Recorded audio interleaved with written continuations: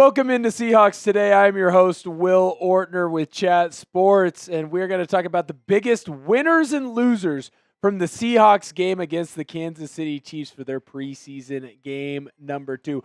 Make sure that you get just as hyped as I am. If you're fired up about the Seahawks win, make sure you go and click that thumbs up and give us a like on this video, the Pat Wilbur thumbs up, as we always say here on the channel. Now, the first winner for the Seahawks is Zach Charbonnet. Now, if you checked out my video earlier, which we'll make sure that you can go and find over on Seahawks Today, earlier this week, Brock Heward of 710 ESPN in Seattle, although I guess they're not ESPN anymore, he talked about how he believes that Zach Charbonnet should be the new starter over at that running back number 1 position. And Kenneth Walker's been battling his foot injury, and so he finally, obviously wasn't going to play in this game. Charbonnet's going to get the majority of the touches when the starters are out, and he absolutely dominated. 5 carries, 45 yards. He got into the end zone. Honestly, he walked in scot-free. Now, some of the winningness that Zach Charbonnet is going to be able to take advantage of is because the offensive line looked fan-freaking-tastic. Gray Zabel was road grading, just putting dudes on their back. Anthony Bradford was bodying guys up, putting them 2, 3, 4 yards down the field. Abe Lucas looked like he's back and 100% healthy. But what I noticed with Charbonnet is that he found where the holes were in this offense, and he hit that hole at top speed. He didn't get touched by a linebacker until he was 3, 4 yards down the field, ran through a couple guys, made a couple guys miss, and then he ended up getting into the end zone. I said before the game, that this Seahawks team needs to look a certain way when the starters are out. Kansas City did not play their starters in this game, right? They played a lot of second-string guys. So the first-string guys need to make sure that they put on. They need to make sure that they march down the field and they get into the end zone as many times as possible. That's what that first-team offense did. They looked so good after that first drive that was it. That was done. They pulled them out. Zach Charbonnet, he absolutely killed it in this one. He put his head down. He ran through arm tackles, and he didn't let anyone bring him down by themselves. It took 2 or 3 or 4 or 5 or 6 Kansas City defenders to get him on the ground. My second winner was Damien Martinez, another running back. I know I just keep going back to the well, but remember, I told you going into game 1, Damien Martinez, he's the guy to look out for. He is someone that you need to make sure that you're paying attention to because Damien Martinez was one of the best running backs in college football for multiple years in a row, especially when he was over at Oregon State where I got to see him a lot. And then he absolutely came out and laid an egg. 6 rushes, 10 yards. Not good enough. He got called out by me. He got called out by a lot of other media members when it comes to Seahawks football, and he listened and he answered the bell. Now, to be fair to him, that first real game action, I get it. It's preseason. It's still action to the rookie drafted in the 7th round. He came out, shut everyone up. He had 11 carries in this one, 50 yards. And it wasn't nickel and diamond. He had big runs, and it wasn't all just one, hey, he had a 40-yard run, and then the rest of them were 1 yards all the way. He ran through arm tackles.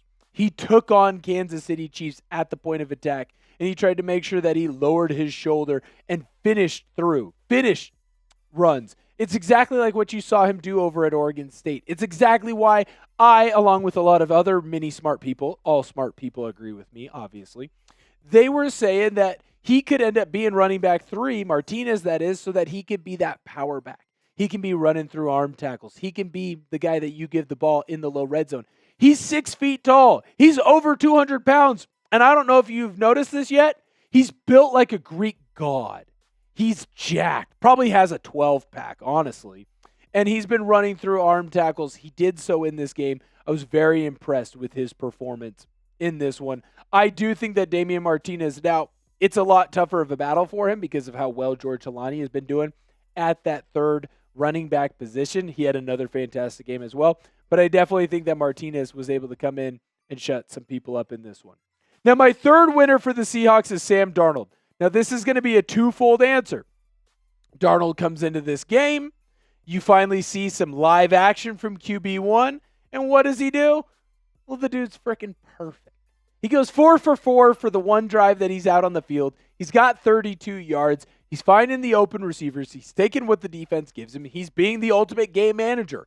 That's what you brought him in to do. You don't need him to win you football games. If you're sitting there begging, pleading, asking, prodding, hoping that Sam Darnold is going to win you games, yeah, that might be a long year for you in Seattle. But he looked just like he did in Minnesota. Picked up where he left off, took advantage of the wins that he had, right? Took advantage of the open receivers, made sure that he found the open targets, made the smart play, and keep moving forward.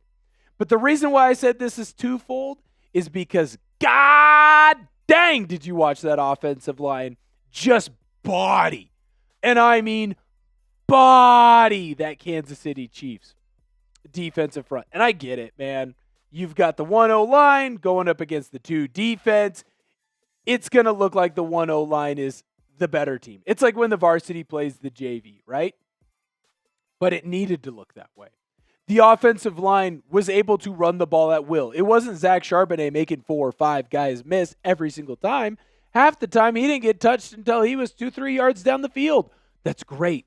We love that as Seahawks fans because of how many issues you've had from that offensive line. Sam Darnold is the big winner here, though, in this, because if the offensive line is able to run the football, if they're able to push the defending players off the line of scrimmage, if they're able to get on linebackers early and you can run the football in this offense, it's only going to open up the play action pass. And that's what Kubiak wants to do offensively. This team is going to build on running the football and then transitioning into quick, short, intermediate passes, every once in a while taking a chance at something deep. And I felt like this offensive line showed that they are at least capable of doing so. Now, unfortunately, you have to have some losers. It's hard to find some losers. But the Seahawks special teams is a loser in this one. Sky Moore had a punt return for a touchdown. That can't freaking happen.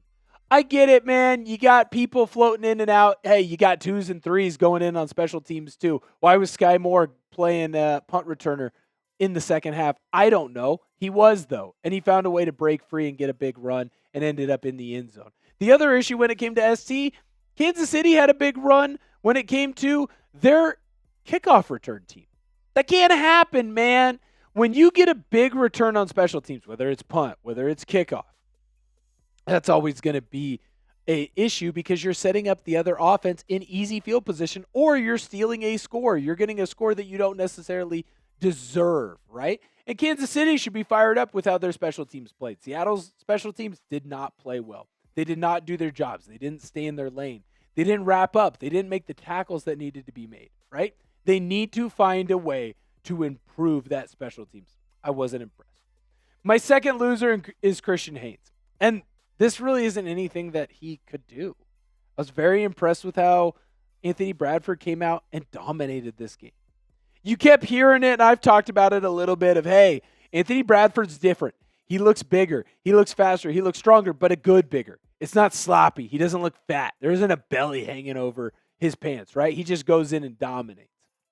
I felt like you had this back and forth battle. It could be Haynes who's playing the right guard. It could be Anthony Bradford. They were fighting for that starting spot. You're starting to hear some rumors. You're starting to hear some reports from different insiders such as myself that it is Anthony Bradford who's going to be the starting right guard. Unfortunately for Christian Haynes, I was very impressed with how Anthony Bradford played in this game. I felt like when you needed him to get a reach, he got a reach. When you needed him to push a defender by and let that running back cut off behind him, I felt like he did that as well. It just feels like at this point, look, I don't think Christian Haynes played bad. I just don't think he played as well as Anthony Bradford. So unfortunately, he's a loser after this one. I'm sorry to say in the trenches for my third loser, but it's Olu Oluwatimi. It's not his fault either. You got hurt, man. But unfortunately for you, you can't make the club in the tub. And when you have to miss time after time after time, especially when you're in a position battle for that starting center spot with Jalen Sundell, I need to see you out on the field. I didn't come into this one and think that Jalen Sundell just absolutely became Jason Kelsey. He wasn't prime Jason Kelsey out there running through people, but he was good. The offensive line looked good. And they look good when you have a center making life easy on you, pushing where the point is, making sure that you're getting to the right defenders. Olu Oluwatimi, man, I think you got more in you. I think that you have the higher upside. I think that at the end of the day, once he gets healthy from his back injury, fingers crossed, that We might be talking about him as the eventual starter on this team. But right now, I don't know how you go into week 1 as a Seattle Seahawks coach, as a Seattle Seahawks fan, and instantly just trust him. Yeah, he's got 9 games. Jalen Sundell has 2. So there's 7 games in between them. Jalen Sundell's played the entire training camp in the new system. Brand new, by the way. Brand new system. So when I look at this one, unfortunately for Olu, I do believe that he kind of ends up being the loser in this one, and it's not his fault. He just had a bad back injury. The timing sucks. But Jalen Sundell looked good. This offensive line looked good. What say you? Who's your biggest loser from week 2? Hey, don't say me. Don't say me. That would really hurt my feelings. Don't say Colin either. That would hurt his feelings too. Who's your biggest loser from the Seahawks? And who do you think needs to step up when it comes to week 3 of the NFL preseason? I want to say thank you so much to everyone who joined the watch party. It was fantastic. We had a ton of fun out there. You're going to want to make sure that you join the next one when the Seahawks take on the Green Bay Packers next Saturday. But until then, thank you all so much for tuning into the video. I'll see you next time.